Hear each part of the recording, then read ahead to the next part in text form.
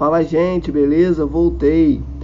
O formato da nossa aula tá diferente, né? Obviamente, tá bem diferente.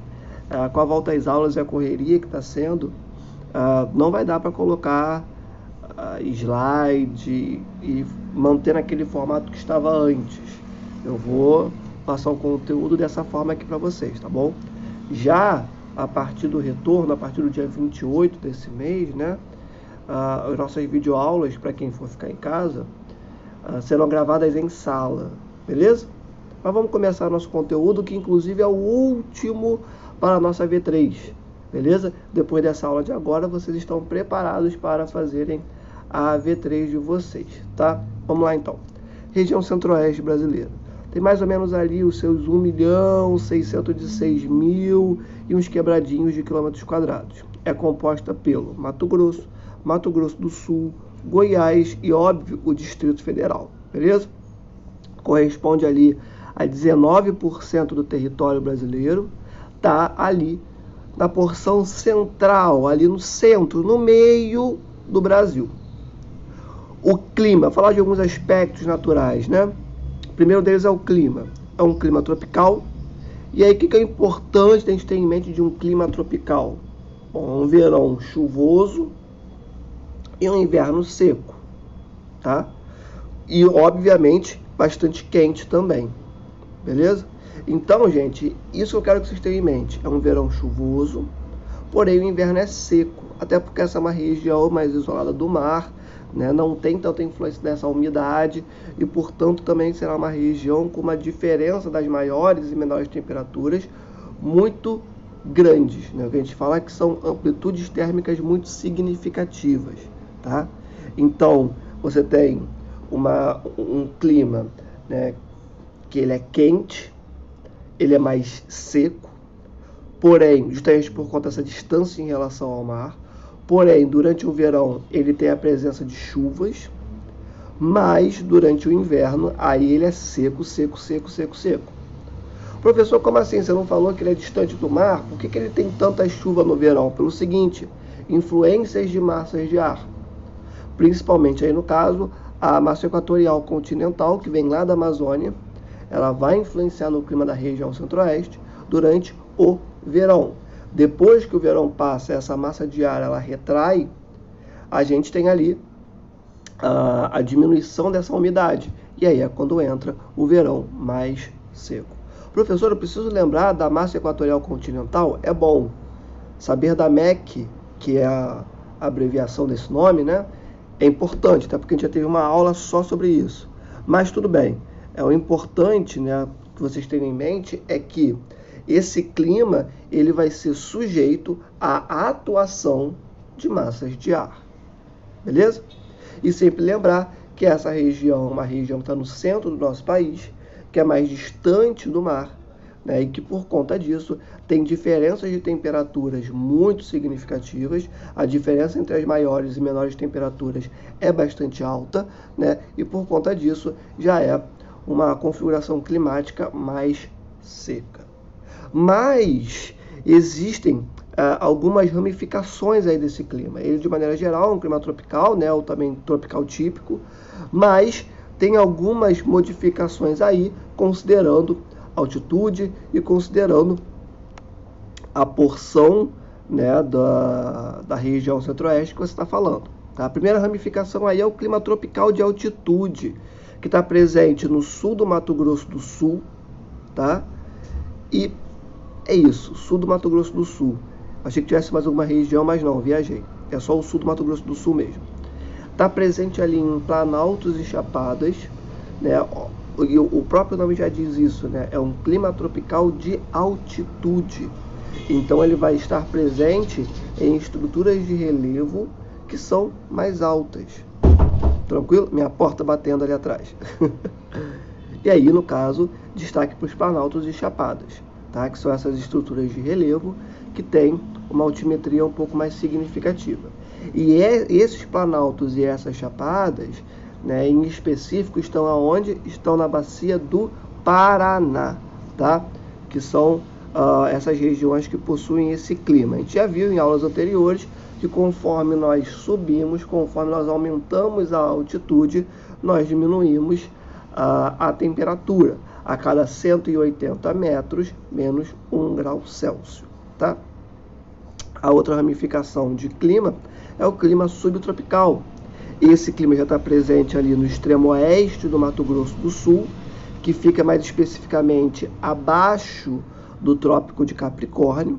Tá? E aí, professor, que trópico é esse? Nós temos o Trópico de Câncer, no hemisfério norte, e o Trópico de Capricórnio no hemisfério sul. Tá? As chuvas aí são bem distribuídas e as temperaturas são baixas, beleza? A última ramificação do clima da região centro-oeste é justamente o clima equatorial. Esse clima ele está presente aonde? No norte do Mato Grosso. Já é uma região ali que está bem comunicada com a região norte. Inclusive a vegetação presente ali é uma vegetação equatorial, uma floresta equatorial, é a floresta amazônica. Parte ali do centro-oeste tem sim um pouquinho de floresta amazônica, a gente vai falar disso daqui a pouquinho. Inclusive é um dos motivos que torna essa região tão rica do ponto de vista biológico, do ponto de vista da vegetação mesmo. Tem cerrado, tem vegetação, algumas manchas de vegetação de caatinga, tem manchas também, nem tantas manchas, né? Já são grandes são porções mais significativas, principalmente no norte, de floresta amazônica, mas daqui a pouco a gente chega em vegetação, tá? O importante é vocês saberem o seguinte: essa região de clima equatorial está no norte do Mato Grosso, que já é uma região de latitude menor. E aí a gente tem que lembrar de coisas que eu falo em toda a aula praticamente, né? E eu gosto de bater nisso para vocês terem isso muito bem gravado, né, na cabeça de vocês, que é o seguinte: quanto menor a latitude, maior a taxa de radiação que essa região recebe. Ou seja, mais calor, né, se encontra nessa região. Sempre lembrando que a Terra ela tem um ângulo inclinado e que, por conta disso, algumas porções recebem mais radiação solar. As regiões que recebem maior radiação são aquelas mais próximas da linha do Equador, que tem menor latitude. Perfeito? Então, essa região de clima equatorial tem justamente essa característica. Está no norte do Mato Grosso, uma região de latitude mais baixa, logo é um clima quente e úmido. Perfeito? Com chuvas abundantes todo ano. É só vocês lembrarem do que nós falamos sobre a região norte em aulas anteriores, sobre a estrutura do clima da região norte, pensando no clima da região amazônica, que é um clima equatorial, um clima em que nós temos chuvas abundantes durante todo o ano, um clima muito úmido, muito quente. Perfeito? Então, nessa região, que inclusive, mais uma vez, tem ali a penetração de vegetação equatorial, vegetação amazônica, de floresta amazônica, é uma região de clima igualmente quente e úmido, configurando então um clima equatorial. Foi? Então, pensando no clima da região centro-oeste, de maneira geralzona, pensa no clima tropical típico, que alguns chamam, né? Mas existem algumas ramificações e nós já tratamos de todas elas. Show de bola? Vamos falar agora de vegetação. A primeira vegetação aqui, que assim como o clima tropical é o geralzão, a vegetação geralzona da região centro-oeste é o cerrado. E essa vegetação é uma vegetação adaptada a solos pobres, areno-argilosos, lixiviados, deficientes em nutrientes e ricos em ferro e alumínio. Professor, vamos com calma que eu não entendi nada que o senhor falou. Então vamos com calma. Solos pobres. São solos pobres em quê? São solos pobres em sais minerais. São solos pobres em uma série de componentes importantes para o solo. Perfeito? Um solo areno-argiloso é um solo que ou ele tem uma presença muito grande, né, de uma estrutura arenosa, o que é ruim, porque não é um solo fértil, ou tem uma presença muito grande de uma estrutura argilosa, que também é ruim, porque a argila ela impede taxas maiores de infiltração de água no solo, o que obviamente vai ser negativo para o desenvolvimento de espécies agrícolas, espécies vegetais de todas as formas, perfeito? Lixiviado, o termo lixiviação, ele é adequado ao quê? Adequado a um solo que está careca, né? Ele está sem vegetação ou com muito pouca vegetação. Dessa forma, não tem nada que impeça o contato direto da chuva com esse solo, ou que soluções, grandes fluxos de água ou detríticos batam nesse solo e transportem grandes porções dele. E aí é bom lembrar o seguinte: a vegetação segura o solo com as suas raízes e protege esse solo contra a chuva, contra a própria incidência de raios solares por conta do topo dessas árvores. Perfeito? Então, um solo que não tem essa vegetação, que ele é um solo careca, um solo destampado, ele está sujeito a grandes retiradas de porções dele mesmo por conta de grandes fluxos d'água passando, por conta da chuva caindo ali e tendo um impacto muito significativo, né, nesse solo, causando muita erosão, enfim. Lixiviação, basicamente, é um fenômeno relacionado ao desmatamento, né, e, obviamente, com grandes retiradas de porções de solo. E é um solo deficiente em nutrientes, basicamente é isso mesmo, é um solo pobre, não tem nutriente esse que vai ser fundamental para manter qualquer espécie vegetal. Se não tem nutriente, ele não tem muitas espécies vegetais. Logo, todos esses outros processos que eu já falei até agora começam a se desenvolver, tá? Porém, um solo rico em ferro e alumínio. Ferro e alumínio são dois elementos que tornam o solo infértil. São os elementos que são mais resistentes à lixiviação. Então, quando você tem grandes fluxos detríticos, grandes soluções, retirando porções e porções de solo e, obviamente, retirando taxas e taxas cada vez mais significativas de nutrientes desse solo, aqueles que sobram são os mais resistentes. Nesse caso, ferro e alumínio. Então, um solo rico em ferro e alumínio, ele já deixa aí uma desconfiança que muito possivelmente ele foi muito o quê? Muito erodido, muito devastado, tá?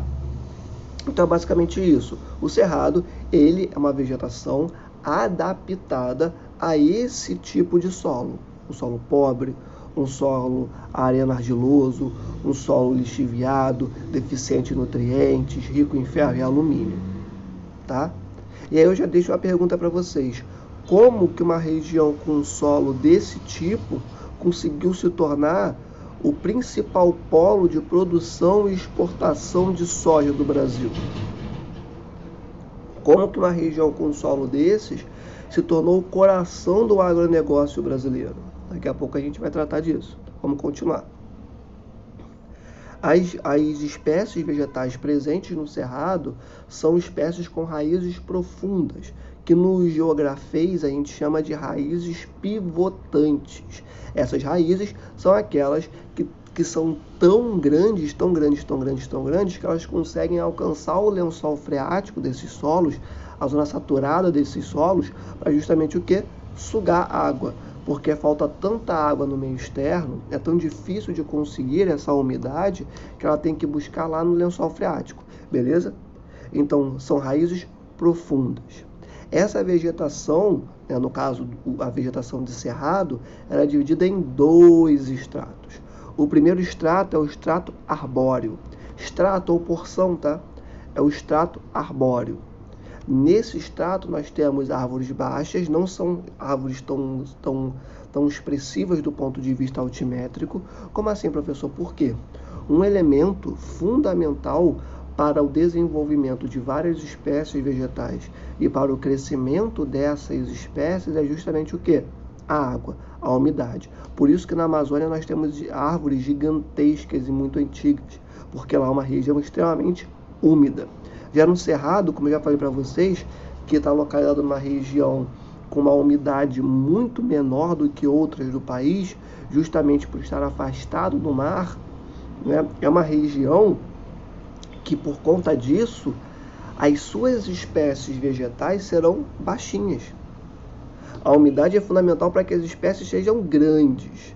Se tem pouca umidade, elas vão ser baixinhas. Então, esse estrato arbóreo é um estrato marcado por árvores baixas, tá? E as folhas são cerosas. Professor, o que é cerosa? Cerosa, basicamente, é um termo que a gente usa para falar de espécies que nas suas folhas nós encontramos cera. Cera? Como assim cera? É o seguinte, a natureza, ela é perfeita, né? Então, o que acontece? É uma região seca, com baixa umidade, e as espécies vegetais desenvolvem um processo que nós chamamos de evapotranspiração. E nesse processo, o que nós temos? Nós temos a presença da abertura e do fechamento dos estômatos. Estômatos são pequenos buraquinhos, vamos colocar desse jeito, pequenos buraquinhos que existem nas folhas, que eles abrem e fecham. E esses estômatos, né, quando eles abrem, eles tornam possível que a evapotranspiração ocorra, ou seja, que a umidade que está dentro dessa árvore consiga ser jogada para fora.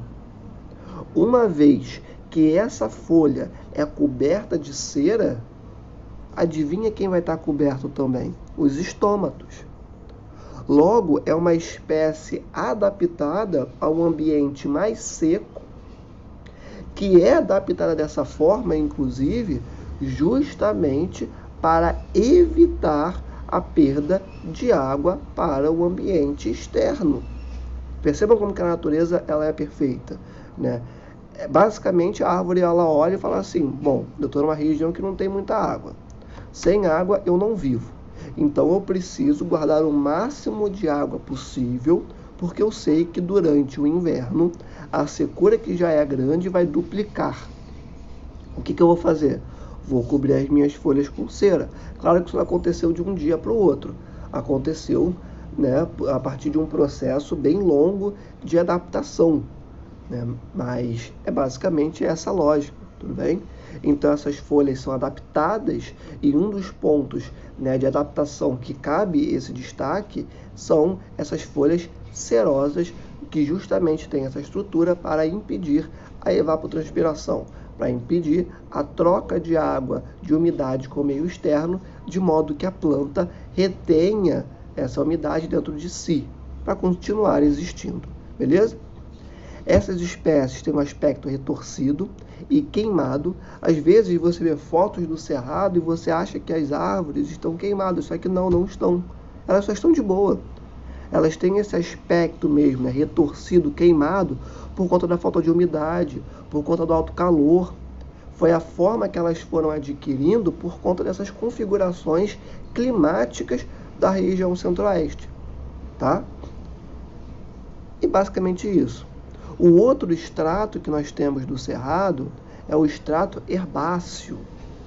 E aí esse estrato herbáceo é composto por gramíneas e por vegetação rasteira. Gente, sempre que falarmos de herbáceas, estrato herbáceo, sempre que tivermos essa palavrinha, estamos querendo nos referir basicamente a ervas, a espécies agrícolas ou vegetais muito piquititinhas, tá? Então, nesse estrato, nós teremos o quê? Uma grande presença de gramíneas e uma presença de uma vegetação rasteira, tá? Não vão ter árvores pra caramba. Vamos ter majoritariamente o quê? Grama, algumas ervas ali no chão, mas é isso, tá? Então, o cerrado ele é dividido nesses dois estratos, o arbóreo e o herbáceo. Alguns autores vão colocar que existe um estrato que tem a mistura dos dois, né? Que nós temos uma grande estrutura herbácea com algumas poucas, né, árvores, com todas essas configurações que eu falei até agora com vocês, né, mais dispersas, ou seja, entre uma árvore e outra tem grama pra caraca no meio, beleza? Alguns autores colocam esse extrato como um terceiro. O livro de vocês não colocou, então não trouxe para essa aula, tá bom? Mas só para vocês terem em mente que se vocês virem isso em algum lugar, é porque é comum, beleza? Vamos falar agora de um outro tipo de vegetação característico da região centro-oeste, mas já chegamos aos 20 minutos. Eu vou parar aqui e volto na parte 2 falando sobre isso, tá bom? Beijo.